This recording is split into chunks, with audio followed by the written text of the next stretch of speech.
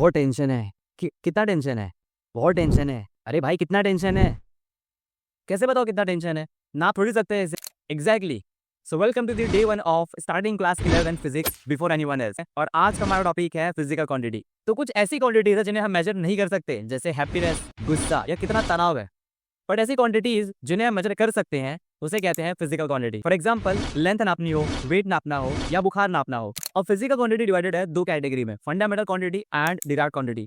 Fundamental वो quantities है जो किसी अदर क्वांटिटी पर डिपेंड नहीं करते, और डिराइव्ड क्वांटिटी खुद डिपेंड करते हैं फंडामेंटल क्वांटिटी पर। फॉर एग्जांपल, स्पीड जो कि डिपेंड करता है लेंथ एंड टाइम पे, सो ये डिराइव्ड क्वांटिटी है। Stay tuned for the day 2। भाई आज तो बहुत चल कर आया हूँ। कितना चल कर आया हो?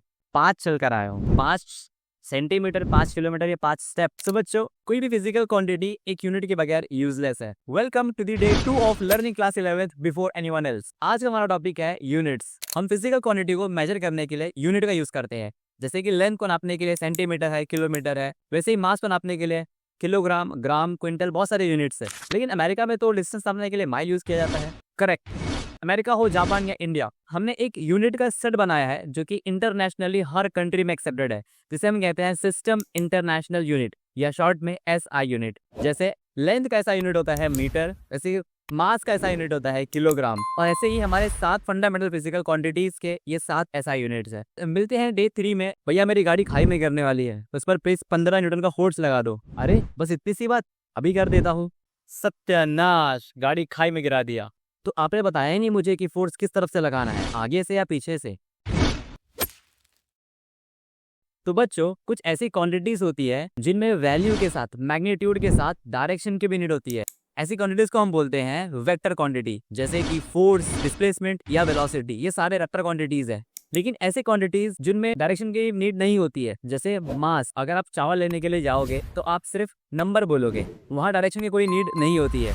तो ऐसी क्वांटिटी को हम स्केलर क्वांटिटी कहते हैं। अब फटाफट से बताओ कि टाइम स्केलर क्वांटिटी है या वेक्टर क्वांटिटी। इमेजिन कर कि तेरे पीछे एक पागल कुत्ता पड़ जाए तो क्या करेगा? क्या करूंगा मतलब तेज भाग के अपनी जान बचाऊंगा, मतलब तो एक्सेलरेट करेगा। एक्सेलरेट? भाई साफ साफ बता क्या लेकर आया है डे 4 में? एक्सेलरेशन। जब कभी भी किसी बॉडी की स्पीड चेंज होती है तो एक्सेलरेट करती है। क्या मतलब ये कि जब कभी भी किसी बॉडी की स्पीड बढ़ती या कम होती है तो एक्सेलरेट करती है। चल मैं तुझे एक एग्जांपल देता हूँ। मान ले किसी बॉडी की स्पीड 3 मीटर पर सेकेंड है और उसकी स्पीड 3 सेकेंड में 15 मीटर पर सेकेंड हो जाती है, यानी उसकी स्पीड 12 मीटर पर सेकेंड से बढ़ गई। करेक्ट, 12 मीटर पर सेकेंड से बढ़ गई इन 3 सेकेंड। तो सोच 1 सेकेंड में कितनी बड़ी होगी? 4 मीटर पर सेकेंड। मतलब वो बॉडी 4 मीटर पर सेकेंड की स्पीड से एक्सेलरेट कर रही है। बिल्कुल सही। तू तो बड़ा जल्दी समझ गया, क्या इनको भी समझ गया होगा? अगर हाँ तो बताओ कि अगर किसी बॉडी की स्पीड 30 से 50 तक पहुंच जाती है इन 5 सेकेंड तो उसका एक्सेलरेशन क्या होगा? छोटे इमेजिन कर कि एक तरफ से ट्रक आ रही हो, एक तरफ से साइकिल आ रही हो, दोनों की स्पीड सेम हो, तो किसे रोकेगा? रोकना क्यों है? दोनों को ही रोकूंगा। अरे वीडियो शुरू करना है, जल्दी बता किसे रोकेगा? साइकिल को रोकूंगा। दोनों की वेलोसिटी सेम है तो क्या हुआ? ट्रक का मास कितना ज्यादा है? सही डिसीजन, ट्रक का मोमेंटम भी ज्यादा है। मोमेंटम, ये वर्ड तो मैंने सुना है।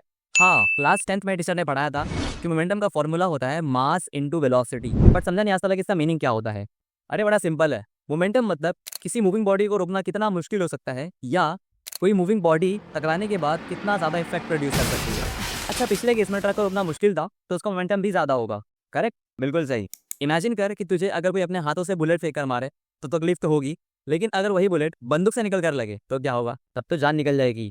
यहाँ पर दोनों का मास सेम है, लेकिन बंदूक से निकले बुलेट की स्पीड ज्यादा होगी, इसलिए इसका मोमेंटम भी ज्यादा होगा। हाँ, और वो ज्यादा इफेक्ट भी प्रोड्यूस करेगा। तू तो बहुत जल्दी समझ गया, क्या इनको भी समझ गया होगा? तो बताओ कि अगर कोई 50 किलो की बॉडी 3 मीटर पर सेकंड की स्पीड से मूव कर रही हो और दूसरी बॉडी 100 किलो की 2 मीटर पर सेकंड से मूव कर रही हो तो किसका मोमेंटम ज्यादा होगा?